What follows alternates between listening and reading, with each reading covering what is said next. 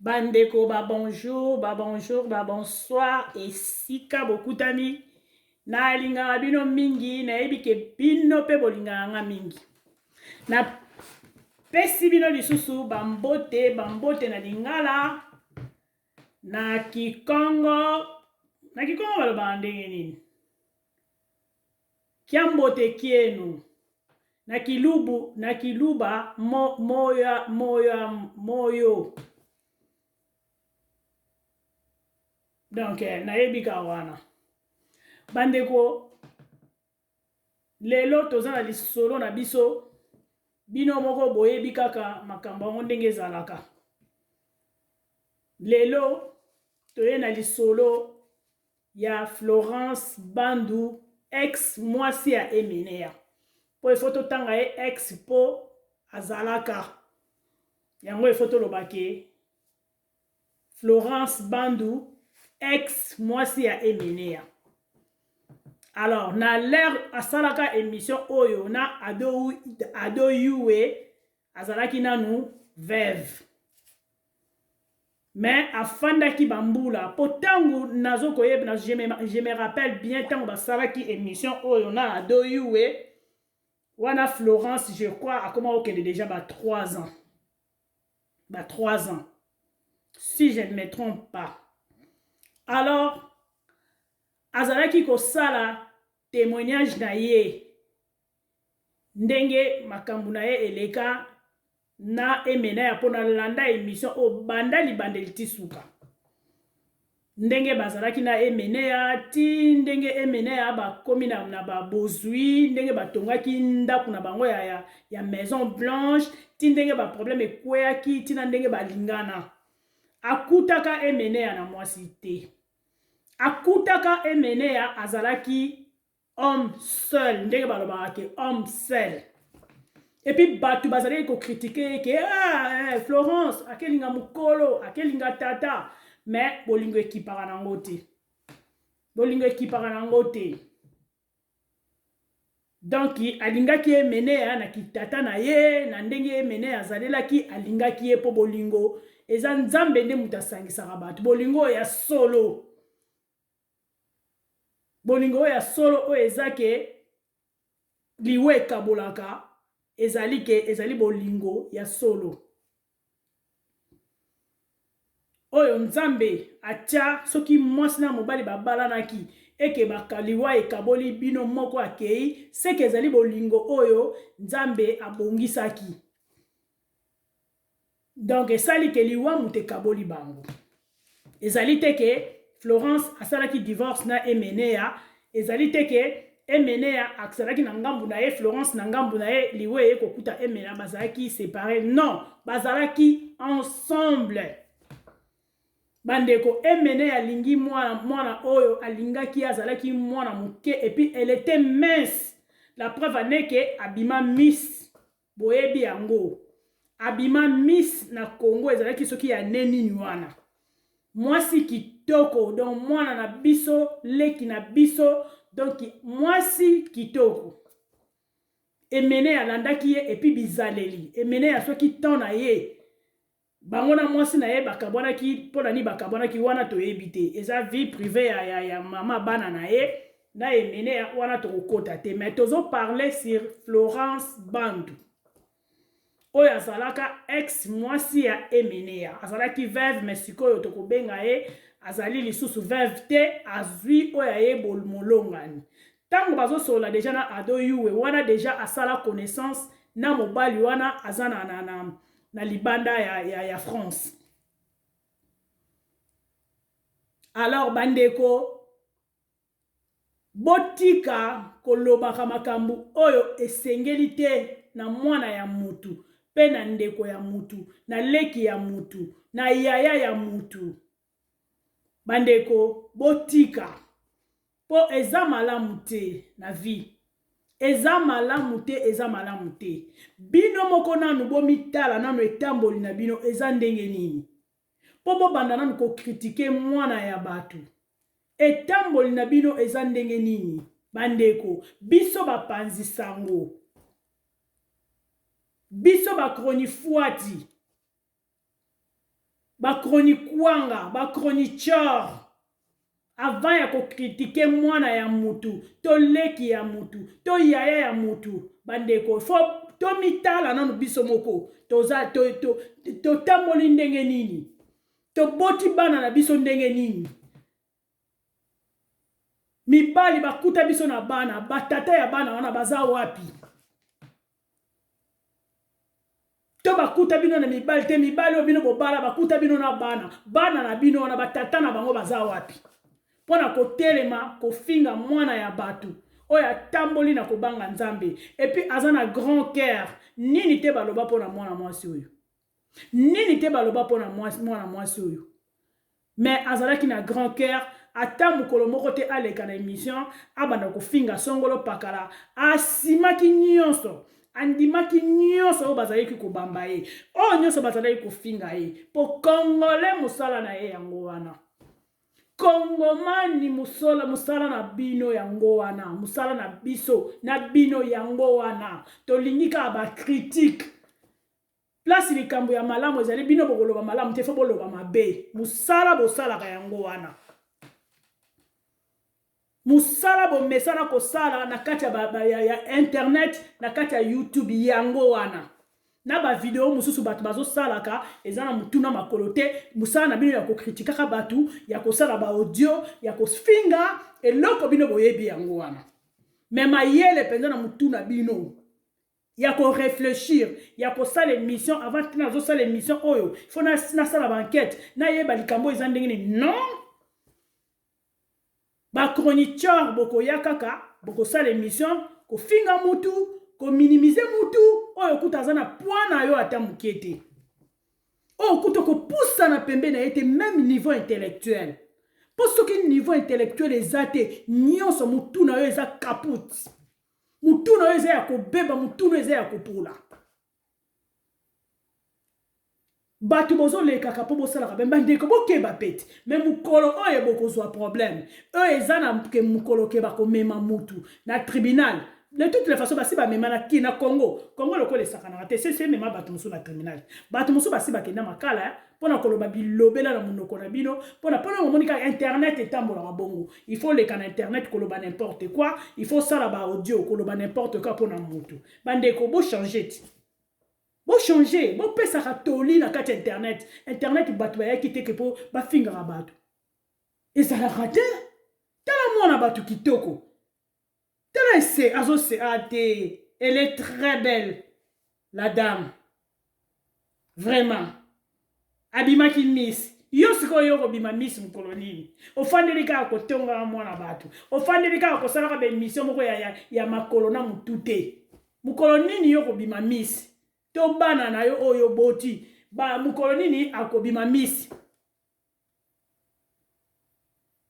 Ya solo mutazangi na ye défaut te mais tala Florence o kakole na nini azali géante donc aza o ba mindele ba benga aza grosse teinture pe kitoko tala ninga zo seka ndiga lingine o seka te ngazo seka une belle femme o kakole na eloko ta vraiment mama vanda na yo. Et puis, elle répondra pe batute, après ça pe batu biyano te, aloba eloko te, aloba batu ba loba o bango balingi. Tala kutu ndako basali na mobali na ye, asundola ndako wana ya Maison Blanche. Pona komona ke alingaki emene ya pona mbongo te. Asundoli po batela bana na ye. Bana na nyonso aboti bango na emene ya mais voilà batu ndenge bazo raconter n'importe quoi ote bana mususu baza ya yete o mwana o ya suka za mwana na yete bandeko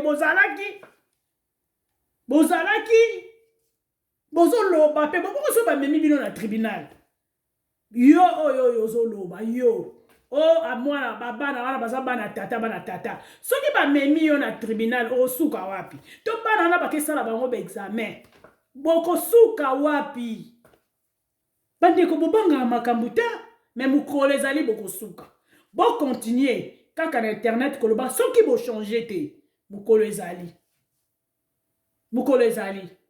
mwana batu abateli nzoto na ye totikali pe koyoka ye te ke o kutu Florence aswaki mobali kuna o Florence azobima na mobali non azali kosala kaka makambo na ye aza na ONG na ye nalanda pe filme na ye mpo nalinga mwana ope nalinga ye makasi mpo tellement aza mwana moko atambolaka na kobanga nzambe abatelaka nzoto na ye moye oyoka ye te na mobali par-ci par-là non azalaki na copain na ye me atikali koloba na bato te azelaki ti makambo nyonso esila azwaki temps na ye vraiment afandisa amifandisa ayeba nzela na ye akomema ngo ndenge nini quand même azalaki mwasi ya musicien monene ayebanaki azali koyembaka par-ci par-là atikali kosambusa emene ya te me bato nde babandaki koluka baloba me kaka ndenge tolobaka malamu bato batanga yo me ekutama na yo te omoni nzambe oyo alongisaka bote bomoni ndenge alongisi ye tokoya na bino na émission ya nsima tokoya na bino na émission ya nsima tant que bokochange te tant que bobanda kokotaka na bainternet mpo bosalaka baconnerie bosalaka baémission moko eza na motu na makolo te balobi internet etambolaka bongo oyo kuna alobi oyo kuna azongisi boye oyo kuna alobi oyo kuna contredire sikoyo tokoyeba nani aza na bosolo bato sikoyo balandaka bakoyeba bosolo eza place nini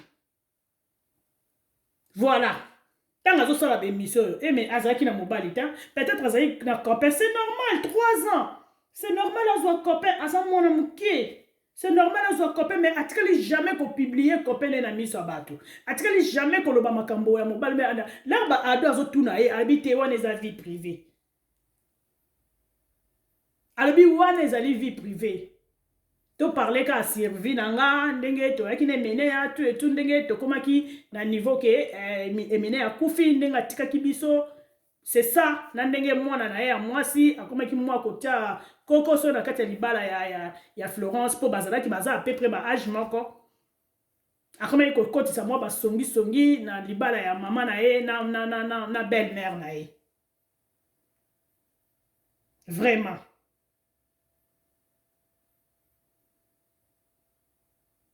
vraiment esengo na lingaka mwana oyo mpona nini aza mwana moko abombi nzoto na ye abateli nzoto na ye apesi nzoto na ye mpenza valeur apesi mpe mobali oyo akufaki akoti na sa mabele valeur apesi bana na ye valeur alakisi bana na ye babilongi kilikili ta oyo mobali oyo aye asola defile na ndako ndenge bato mosusu toyebi mwana azokola na batata soki 22 papa kota bima papa donc mwana sikoyo mayele na mutu eza te mwana na mutu mayele eza te mpona nini tellement kazomona tata oyo akota zobe azonga lobi kuna tata mosusu akota lobi kuna osiko mwana mayele ezali te tellement ke azomona makambo buzoba mama azosala azomona makambo mama azosala mama ya pelengendu mwana mayele na mutu ebungi po mwana tellement ke aza azoyeba makambo oyo ya mikolo ale ye mwana moke ale mayele sikoyo ya classe eza te batu oyo bozobota bana sikoyo bozokolisa bana bokeba soki oza na mobali te ube te obotaki na mobali atiki yo to bomoniki mobali bizala eza malamu te bokeba okende kolokota na bandoki kokamata te kosalaka mibali bava evie na ndaku kosalaka bamibali kwenda vutuka na ndaku eza mabe mpe ifo tala mobali nini yango oyo mpo soki ozwi ku ya liboso mobali oyo ya mibale yo okozala na ye fo yeba mobali yango wapi mobali yango azalaka wapi mobali yango asalaka nini mobali yango casier judiciaire na ye eza ndenge nini comportement na ye eza ndenge nini mpo soki ozwi ku ya liboso eza ku deuxième mpe mais troisième te et puis deuxième mpe fo yeba mobali nini oyo okelinga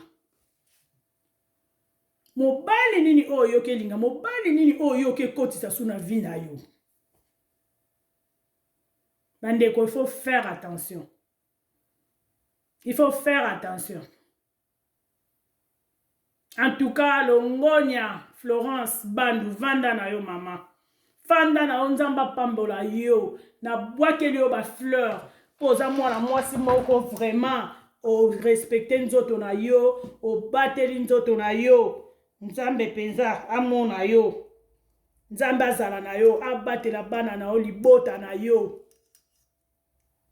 En tout cas émission oyo bandeko bolanda ngo bo cliquer na Congo Mikili na kanisi bozomona Congo Mikili bokolanda émission bokolanda ngo tina suka boko sepela na émission oyo bokomona ndenge s'exprimer vraiment il faut mona ke azali une femme intellectuelle. Il faut mona ke azali mwasi moko exemplaire. Et puis azana ONG na ye balakisa ba film na en tout cas le quoi na lingake na zako na ba film ne mususa sala na États-Unis ba yamba ye na administration wana oyo bisika bazwaki ba engagement na États-Unis ba yamba ye en tout cas vraiment ezalaki fête mo alela kutu andima kiteke ye moko ako koma ondima te mama yo déjà bima miss okuta na babata danger. Bongo tango makambo na yo ba demande yo sali esimbi po kutana na ba niveau e mati lisusu o lela po il faut qu'on dimango mwana mwasi moko simple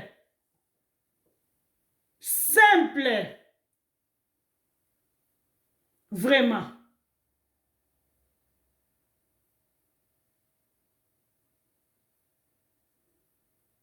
nakanisi tokotia mwa voix muke poto koka koyoka ta mwa ndenge azoloba esala mwa bien.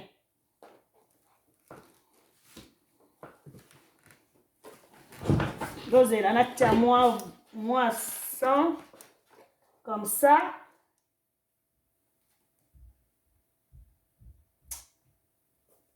Ah, technique à pesa makambo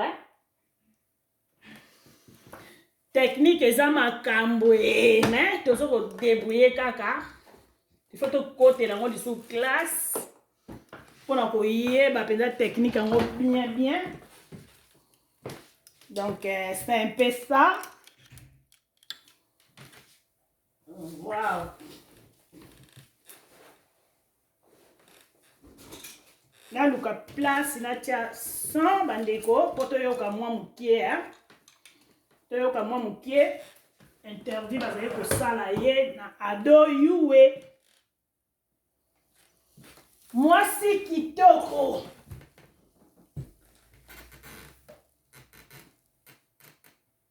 Mwasi kitoko. Voilà. Parce qu'on a fait 14 ans de vie commune. Il m'a même pas insulté un imbécile. Ouais, c'est... Mais là, on a ma coupe à Nicolas. Langage en film déjà facile. Je me demande qu'est-ce qui me faisait que, à ta film, Nana Koubé, ça allait m'acquitter. Est-ce qu'il y avait des disciplines ou bien c'est lui qui était comme ça ou bien c'est moi qui étais un peu voilà, malade? Je comprends pas. Donc, selon moi, sincèrement, c'était un homme qui avait un cœur. C'était un homme qui partageait. Tu ne peux pas venir aussi m'amener en quelque chose, service, à ta zone impossibilité, alors on a Kaboui. À ta nation, on dit. Donc, c'était un homme avec un cœur. Et avec ses défauts aussi, comme tout le monde. Sa maladie. Ouais, la maladie, les bandits qui étaient en Afrique du Sud, en vacances, il y a des qui étaient en vacances en Afrique du Sud. Qui profitaient de l'Afrique du Sud pour faire la bilan. Je crois en 2007, ils avaient le temps pour ça la bilan.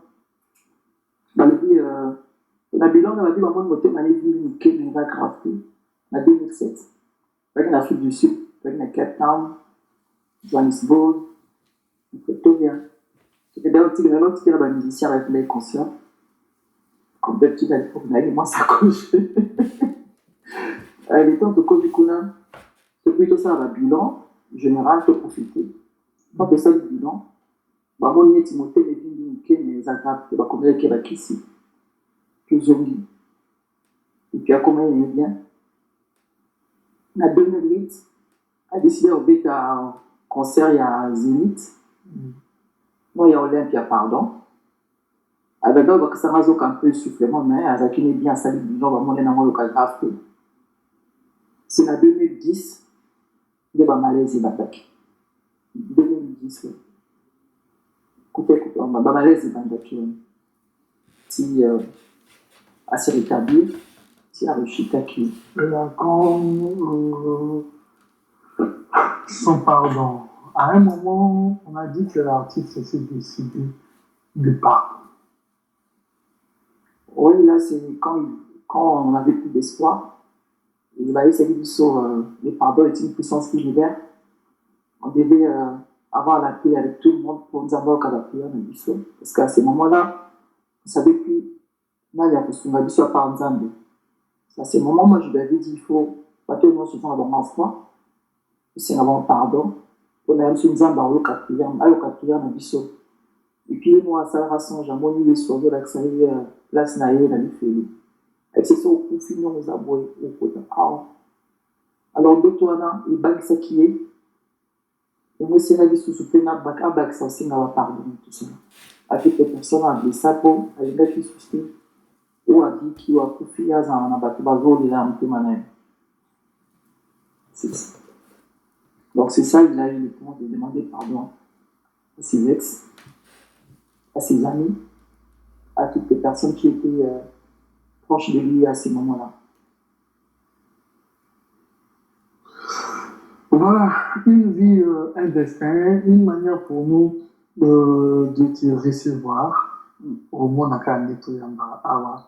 Je pense qu'ils ont la même moyen. Voilà. Voilà, nakanisi bolandi. Bolandi ke ekomaki ke tango bamoni ke emene ya donc altikaki mobali na ye te. Alandaki mobali na ye ti na suka.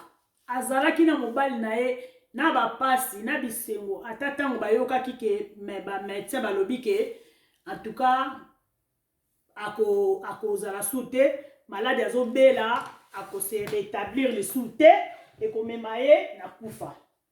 Alors asalaki songe moko songe wana balakisi ke soki akufi balakisi ye azokende na lifelo. Bandeko lifelo ezali lifelo ezali lola mpe ezali bato balobaka lere nyonso lifelo yango kutu eza nini eza wapi toyokaka kaka patati patata. Bandeko lifelo ezali bandeko bokeba bandeko lifelo ezali tala mutu lokola musicien a se repentir bozomona po emene ya umeli mpe na maladi donc yango nga nazo biso bino bandeko bato oyo baumelaka na maladi en tout cas il faut bino bato fo bomonaka ke bokumisaka nzambe mpo bazokende peto bazokende propre. Bato oyo bakufaka briske oyo liwe yeye na accident oyo arrêt cardiaque yango wana tobongamaka kaka libela tozela te ko tokoma maladi na mbeto hôpital mpo okoyeba te mutu mosusu jamais maladi mpe ekokende lo maleme mosusu okokufa briske yango tobongamaka kaka nakanisi bozolanda témoignage ya mwana oyo lere azalaki mwana moke asupporte mobali na maladi na makambo tu mpe lelo oyo bino bozokoakize ye mpona kaka bozosala baémission mpona kaka bozwa bavie. Bomoni oyo mosusu ake kosala émission ya papa soki Charles Bameko soki Bamako soki Bameko oke kosala analyse nini mutu abengi yo kaka pesi yo baaudio ale yo oleki obandi kosala bavideo mpona nini ozwa bavie na bato oyo batalaka biso na bafana kwiti oyo batalaka biso bandeko bozomema masumu mpona nini te bokoteya mpona nini soki mutu na bino oyo azosala émission azotengama mpona nini te bino bokozongisa na nzela mpona bino bato bozokoakompagne mabe bino tu bozali dedans papa Charles soki Bameko wana azalaki na vie na ye avant ayamba Yesu Kristo mobikisi azalaki na vie na ye alebaki kokundola non Et puis mutu tango yozo lo bali solo muta tab monta ebisio. Tala sko vi oyo papa wana zo komene. Yo ko kamata bo audio wana o chatter, o bana ko loba n'importe quoi. Non. Eza lokwa bato bozo salela mwana émission. Azana kina vi na ye, mobala kufaki. Siko bino bolinga tikalaka bon aza mwana muke. Il faut azo mobali. Aza mwana muke tala ndenga zali. Aza mwana muke faut azo mobali po emene ya bala qui est très jeune ya bala qui est mwana muke. Aza wana nana kokisi 40 ans. Siko eloko nini mwana bato azi mobali na ye, azi mobali na ya bala. Siko problème na bino nini? Bandeko. Soki bomne bozo kelenge mape, biso to bana ko zongisa bino kana nzela. Totika bino ta. Ba lobi internet etambola abongo. Soki bino bozo déconner, bozo kele ko lo, bozo sala ba makambu, neti baki wele. Boye bake tokotika bino te. Tozana bino tokotika bino te. Pour quand même ben mission obiso tozo salaka. Il faut espèce à votre réflexion, il faut battre téama, il faut battre la matière na biso. Tozana bana na biso tango bakokola, bakobanda kolandaka ba émission. Babando kutaka ba bino ba parents kaka musala na bino critique. Bino ba parents ba retourna yo ba bi o mama, critique oyo bande ko sala. So baza bana muso bazali ke pe ba kota ka pe na milieu ya biso ba congolais. Okomona landeli makambo ya mutu ango ayebi kete mutu amazala ki bongo te. Siko yo mama okoko sala ba analyse moka mabe. Kasi bana na biso lokwa baza ba yele bango kote mama. Mais analyse yo sala ya mutu wana. Eza bongo te. Siko ina lego no kopesa mwana no bi anoni. Bande ko boza na ba réserve te. Bande ko boyo ka soni. Boyo ka soni be miso bozo sala ka be miso pona ba vite. Bon ça la mission ko édifier batu, be mission ko teya batu, be mission ko lamusa batu, be mission ko sala plus na vie, un plus na vie ya mutu. Hein bandeko. Ngana zo yebate mokili o ezokende wapi. Ya solo pe bikolo musu pe ba problème eza nango. Mais soko tali ya biso nde leki. Biso mitema yana mboka na biso Congo ezobonga te, ezoba tourner na tourbillon. Maintenant bamboka mususu na bamboka mususu malgré ta passe ezali. Mais ozomona ke moi kimi ezali. Ozomona moi banzela, moi baba minda ya bien, biso 0 sur 0. Pona nini mitema na biso za ya kopola. Ndenge mboka na biso za milili, ndenge mitema na biso peza milili. Na tia soso moi extrême oké et puis to kata na biso. Pour moni ke za mission batu, to ko zwango mobimbate. Na tia moi muketo landa ba extrait ya suka et puis donc quand on a tout écouté dans bino la vidéo ya sima. La vidéo to ko continuer. Poto limbola siko libala na e o yake ko sa libala ya kitoko. Tout le monde te regardait, tout le monde était derrière toi. Oh bato bazo pampier, bazo yokele likunia. Pour adversaire ba boya makasi toi, ba boto na extra glisse. Donc ça va dans le sens c'est quand on a commencé à me mener à m'attraquer, m'a pas dit Florence dans la moitié na maya tout. Non. Tu vois, les hommes, quand ils veulent faire, même Bassina, je pense que même avec toutes les femmes qui m'a trompé avec, même sans tout ça, on fait la Florence ici, m'a insulté, tout ça là.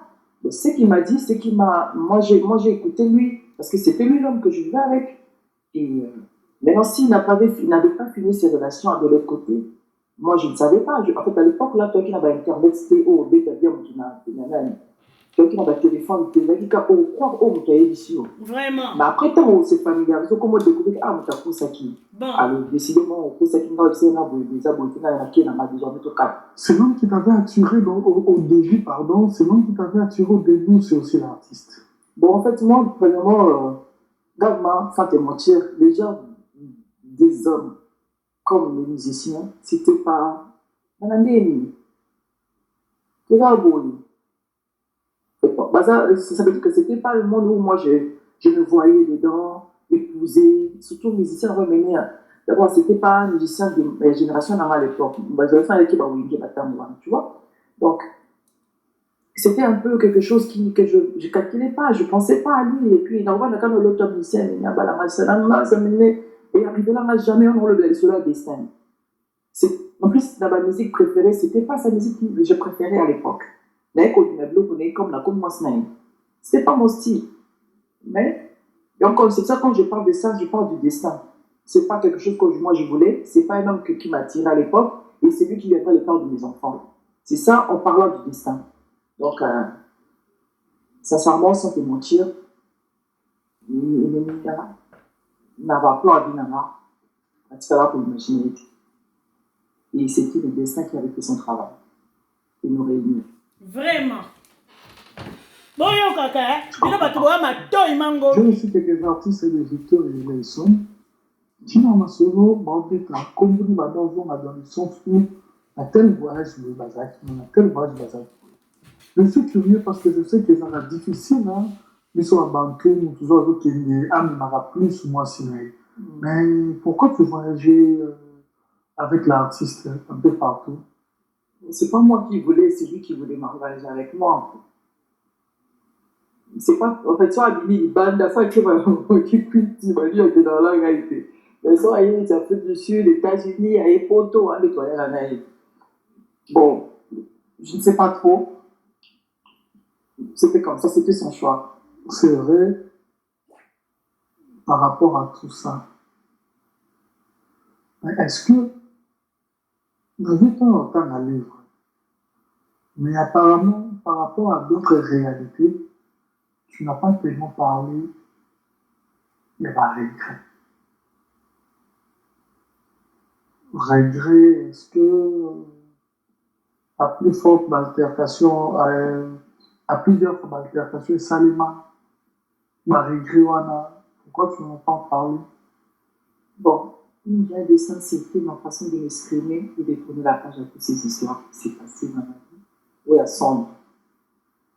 Bon, j'ai parlé de regret, mais la manière dont je conseille.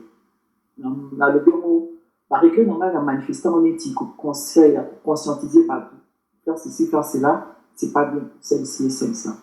Donc, je me suis exprimé, la regret, dans la ligne que, pour les amis, il est là. N'a pas comprendre le bateau et puis la piste mon conseil. C'était mieux comme ça que n'a pas de regretter parce que je n'ai plus le temps à pouvoir me regretter à m'embrouiller et c'est les cas. Voilà. Maintenant, je ne sais pas, bon, l'histoire reste parce que le Komiango, bon, Kokoma, c'est bien, mais nous expliquer, mais les autres, on peut expliquer plus facilement les adieux. On décide enfin de dire quand même, d'avoir ce courage de dire adieu, reposons. Oui, en fait. Les adieux, c'est les moments les plus difficiles de ma vie parce que c'était le moment où je vais lâcher cette douleur, la douleur qui vivait dans mon cœur.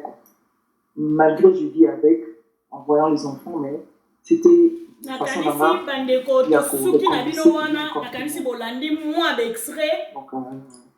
Bolandi mwa d'extrait,